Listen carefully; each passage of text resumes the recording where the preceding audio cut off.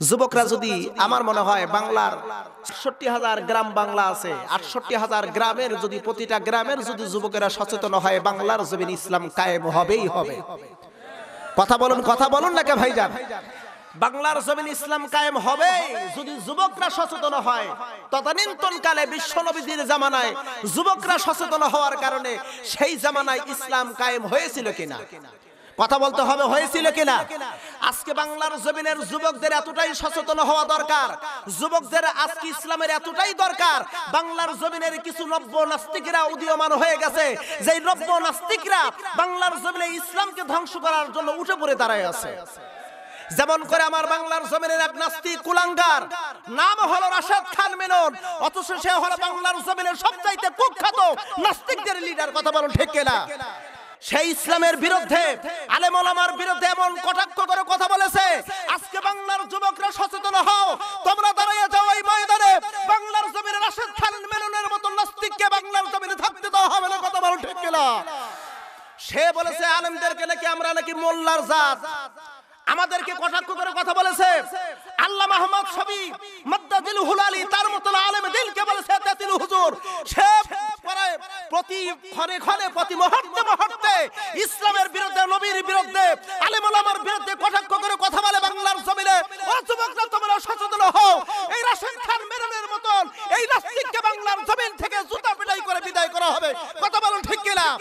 আমি দেখতে চাই এই বগুড়ার কোন কোন যুবক আছো, তাওহীদের যখন ডাক আসবে নারায়ে তাকবীরের স্লোগান দিয়ে ময়দানে হাজির হবা।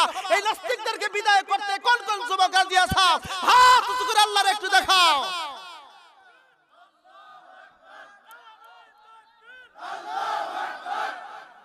সম্মানিত বীর উপস্থিতি, বড় আফসোস হয় আমার বাংলার জমিনের 16 কোটি মানুষ, 17 কোটি মানুষ, এর মধ্যে 92% হলো মুসলমান।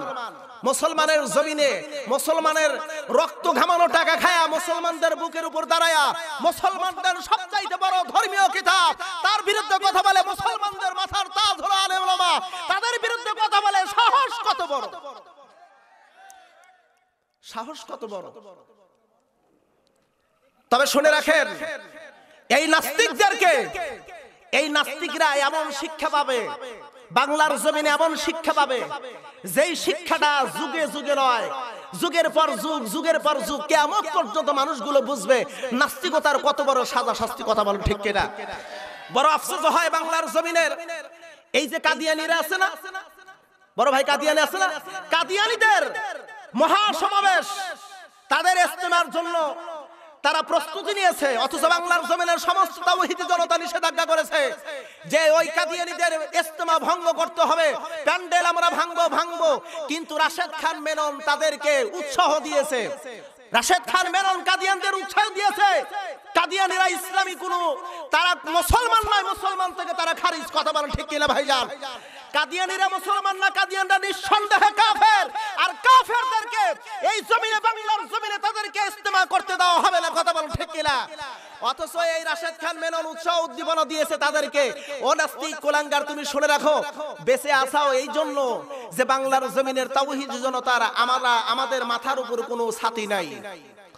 যদি মাথার উপর ছাতি থাকতো, রাশেদ খান মেনন কেন যতগুলো নাস্তিক বাংলার জমিনে আছে একটাও থাকতে পারতো না। 1 ঘন্টার মধ্যে তাদেরকে বাংলার জমিন থেকে বিতাড়িত করে দিল্লির মধ্যে পৌঁছে দেওয়া হতো। আমরা এই মাহফিল থেকে তাদেরকে হুঁশিয়ারি সংবাদ জানায় দেই, আর নাস্তিকতা নয়, যা করেছো ভুল করেছো, বাংলার জমিনের মুসলিমের কাছে ক্ষমা চাও, মহান রবের কাছে ক্ষমা চাও, নইলে কিন্তু বাংলার জমিনের সমস্ত তাওহীদি জনতার জুতার মালা তোমার গলায় পড়বে। জোরে বলুন, জোরে বলুন, পড়বে কিনা ভাইজান? আমরা মাননীয় প্রধানমন্ত্রীকে এই নিউজটা দিতে চাই। মাননীয় প্রধানমন্ত্রী, আপনার আব্বা মরহুম শেখ মুজিবুর রহমান, তিনি চেয়েছিলেন বাংলার জমিনকে সোনার বাংলায় পরিণত করতে। আমরাও চাই বাংলার জমিন সোনার বাংলায় পরিণত হোক, কিন্তু কিছু নাস্তিক কুলাঙ্গার আছে, এদেরকে আপনি ছাঁটাই বাছাই করেন।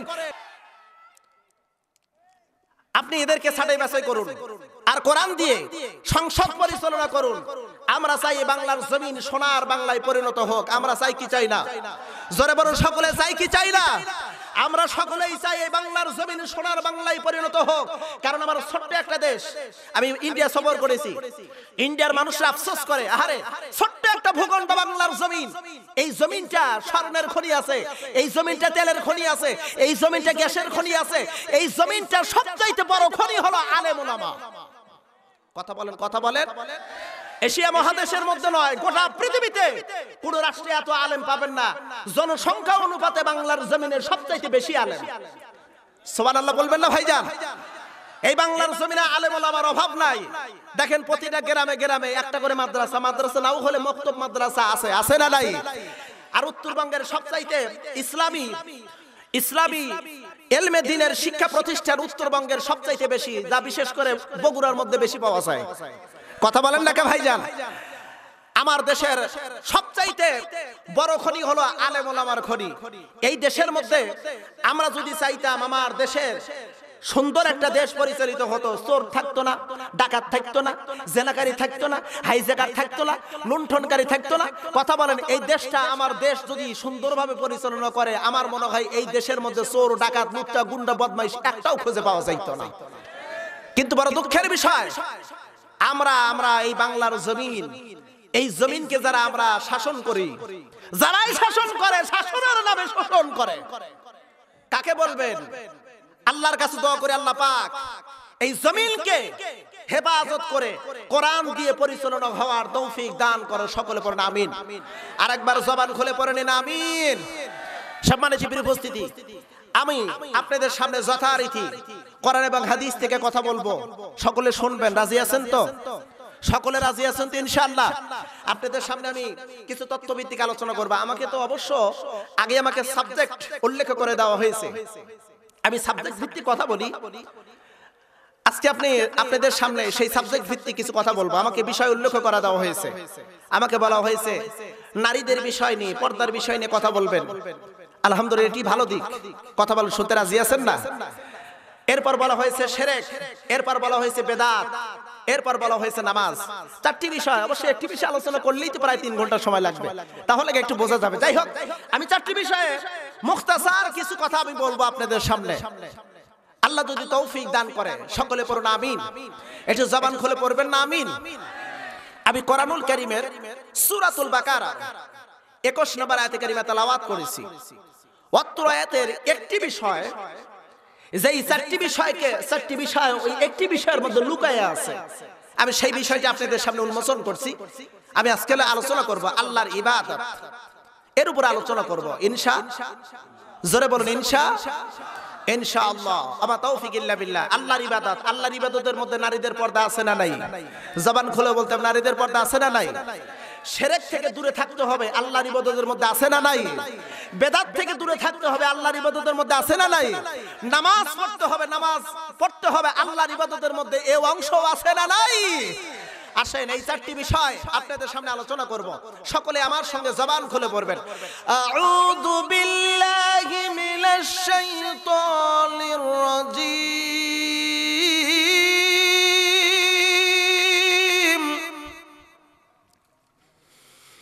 বিসমিল্লাহির রাহমানির রাহিম। ইয়া আইয়ুহান নাসু উবুদু রাব্বাকুমুল্লাযী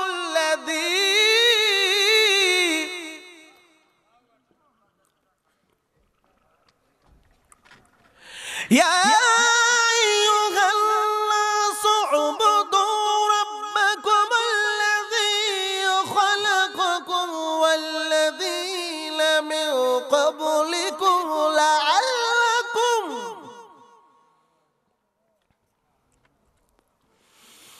والذين من قبلكم لعلكم تتقون।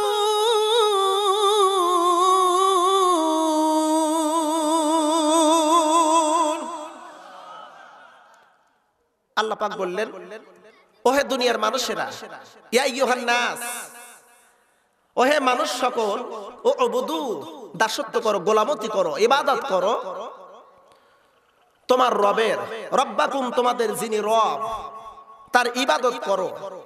এটি আল্লাহ পাকের হুকুম। আপনারা বলুন, আল্লাহর হুকুম ফরজ হয় না নফল হয়? যারা বললেন না তাদেরকে নিয়ে আমার সন্দেহ হচ্ছে, ফরজ হয় না নফল হয়? আরেকবার বলুন, ফরজ হয় না নফল হয়?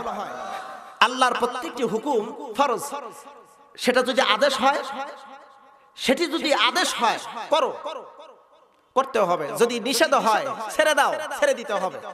কথা বলেন ঠিক আছে না নাই? আল্লাহ পাক বললেন, নহ দুনিয়ার মানুষেরা, তোমরা সকলেই তোমাদের রবের দাসত্ব করো। তোমরা দাসত্ব করবে কেন? তোমাদের রবের অনেক পাওয়ার আছে, ক্ষমতা আছে। যে পাওয়ার, যে ক্ষমতা গোটা পৃথিবীর কোনো মানুষের নাই। জোরে করে একটু আল্লাহু আকবার। এক নাম্বার ক্ষমতা হলো, তিনি তোমাদেরকে সৃষ্টি করেছেন, সৃষ্টি করেছেন, পৃথিবীতে তোমাদেরকে প্রেরণ করেছেন। আপনারা বলুন তো, মানুষকে কোন পৃথিবীর কোন মানুষ সৃষ্টি করতে পারবে? জবান খুলে বলতে হবে, পারবে? পারবে? এত বড় ক্ষমতা, এত বড় পাওয়ারফুলের অধিকারী পৃথিবীর কোন মানুষের ক্ষমতা নাই। হিন্দুরা যে বলে 33 কোটি দেবতা, 33 কোটি দেবতার একটা দেবতার ক্ষমতা নাই যে মানুষকে সৃষ্টি করে দেখাইতে পারে। কথা বলেন, কথা বলে। আল্লাহ পাক বললেন, আমি তোমাদের সৃষ্টি করেছি, এই পাওয়ার আছে, অতএব আমার ইবাদত করো। শুধু তোমাদের নয়, ইতিপূর্বে যারা এসেছিল, যে মানুষগুলো এসেছিল, তাদেরকেও তোমাদের রব সৃষ্টি করেছেন। জোরে করে একটু সুবহানাল্লাহ।